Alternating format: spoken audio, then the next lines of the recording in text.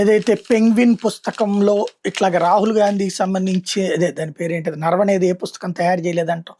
లేదు పుస్తకం ప్రింట్ చేశారు అదే ఈ రాశానని చెప్పి నరవనే చెప్పారన్నటువంటి పాయింట్. ఇది ఒక పక్కన బీజేపీ కాంగ్రెస్ల మధ్య ఒక వార్ నడుస్తున్నది గాల్వన్ లోయ. అసలు గాల్వన్ లోయలో జరిగినటువంటిది 2020 జూన్ 15-16 రాత్రి తూర్పు లడఖ్లోని గాల్వన్ లోయలో భారత్ చైనా సైనికుల మధ్య ఘర్షణ జరిగింది. ఇది 45 ఏళ్ల తర్వాత రెండు దేశాల మధ్య జరిగిన అత్యంత ఉద్రిక్త సంఘటన.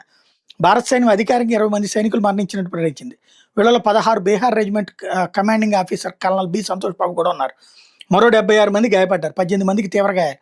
ఆ ఘటనలో కొందరు సైనికులు చలికి హైపోధర్మియా నదిలో పట్టడం వల్ల మరణించారు. ఇది ఆయుధాలు ఉపయోగించకుండా రాళ్లు కర్రలు ఎనపకొలుసులతో జరిగిన హ్యాండ్ టు హ్యాండ్ కంబాట్. దీనిలో గటక్ ప్లాటూన్ పాత్ర. గటక్ ప్లాటూన్లు ప్రతి ఇన్ఫాంట్రీ బెటాలియన్లో ఉండే ఎలైట్ కమాండ్ యూనిట్లు ఈ ఘర్షణలో కీలక పాత్ర పోషించినాయి. 16 బీహార్ రెజిమెంట్ మరియు 3 పంజాబ్ రెజిమెంట్ గటక్ ట్రూప్స్ రాత్రి 12 గంటల సమయంలో రీఇన్ఫోర్స్మెంట్కి వచ్చినాయి. వీళ్ళు చైనా బలగాలను వెనక్కి తరిమి చైనా ఆర్మీని భారీ నష్టం కలిగించారు.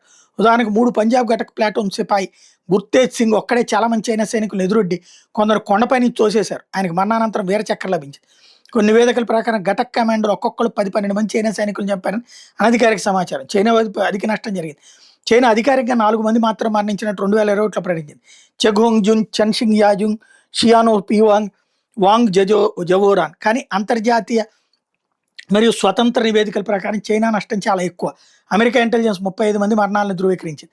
రష్యా టాస్ ఏజెన్సీ 45 మంది అంది.